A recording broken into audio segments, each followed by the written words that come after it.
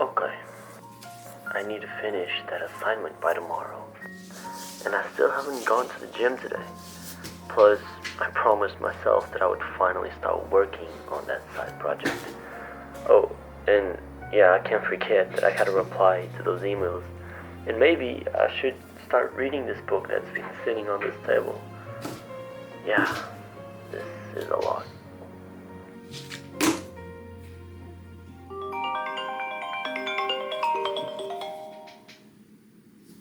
Yeah? Hey bro, what's up? A party? Today? Yeah, of course I'll be there. Yeah. Okay. Alright, man. I'll see you there.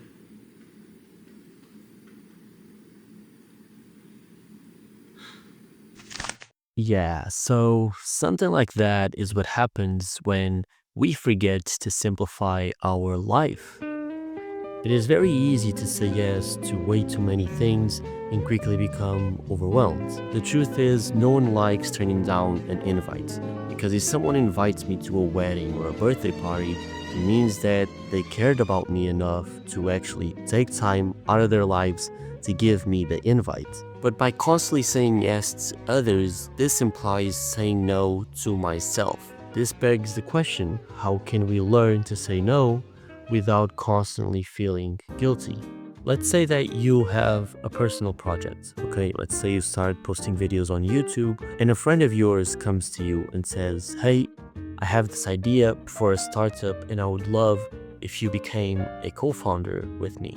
Our tendency to say yes and to then try to juggle both of these projects is quite fast and it's quite easy to do because we think to ourselves, you know what, I can just do anything, I can do both of these things. I'll just cut on sleep.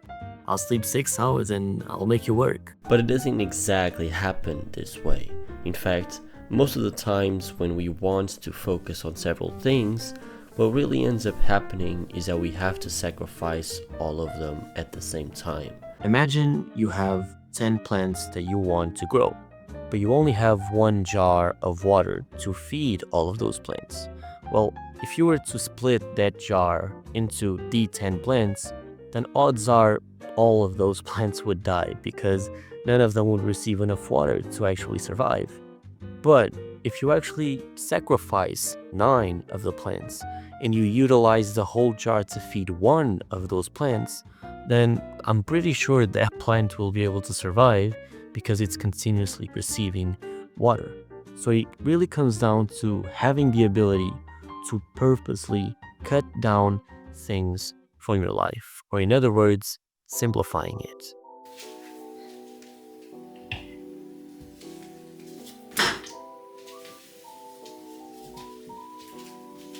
I've always wanted to be as productive as possible. If I'm cooking, I want to be listening to a podcast, or if I am, cleaning the house, I'm gonna be thinking about what my next YouTube video will be. Because of all of those things, all of that time hacking that I was doing, I was never actually living in the moment. I was always occupying my mind with something else, always looking towards the future. And the problem with this is, well, for once, the quality of work that I was producing was awful because I was never actually 100% focused. I never dedicated a block of time to do only that thing. I was always trying to find a way to stuff 2 events into the same time block. And secondly, it started to damage my relationships with people because they would notice that I was never present. I was always somewhere in the clouds thinking about something. Don't get me wrong, time is an incredible asset, and that is why it is so appealing to us to be able to do multiple things at the same time. But more often than not, we're just going to end up losing focus of the current task, and we would have been better off by just doing one at a time.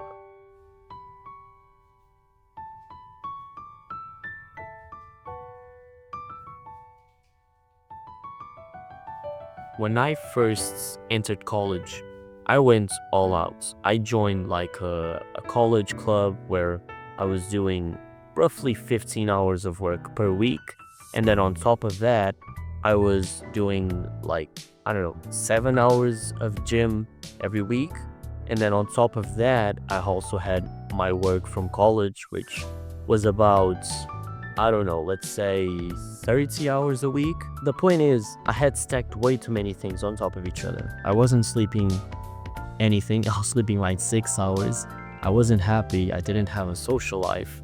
And everything just crumbled beneath me. And I was honestly very sad. It was probably the worst time in my life. Even though I was doing so much, I really didn't feel happy with myself at that moment. It was only when I created this YouTube channel that I actually started to cut things back and to actually work at a sustainable rhythm, because I told myself, look, I want to make videos for a very long time, whether it's 5 years, a decade, or multiple decades. I want to do this for a very long time, and so I had to make sure that the rhythm at which I am working for is sustainable for me to continue for all of these years. That played such a crucial part in me continuing my progress, because I've been making videos for about 1 year and a half, 2 years at this point. I haven't seen that much success, so most people would have quit by now, because they probably would have started out with a crazy workload, and if they hadn't seen success, just as I haven't, they would just quit, because the work that they were doing just wouldn't be sustainable and it wouldn't be enjoyable. I tell myself that the people who reach the highest levels of success are in two buckets. Okay, the first one is the people who got lucky at the beginning of their journey. And on the second bucket, there are the people who enjoyed their journey until they got lucky. And so I guess really from the start of my journey, I understood that the name of the game is luck. I have to last until I get lucky. And because of that, I have to have a sustainable amount of work that I do every week or every month, so that I do not quit, that I don't feel defeated. Don't be afraid of scaling back your life. Sometimes it may feel like it's a step back, because your peers will look at you and they will say, oh, you've gotten lazy, you used to work more before. Even yourself, you might be disappointed with yourself because you think, I used to be more productive, a year ago or whatever. The truth is, none of that matters. I really do believe that the only thing that matters is how you feel in the present moment. If you don't feel happy with the life that you are living, then what are you doing, right? What is the purpose of waking up every day if you don't enjoy what is ahead of you? I think it is such a crucial point of life that it's very much overlooked nowadays, that I think you have to think about quite often. So yeah, that's what I wanted to talk to you guys about today. And as always, thank you for watching, and I'll catch you guys in the next one. Peace out.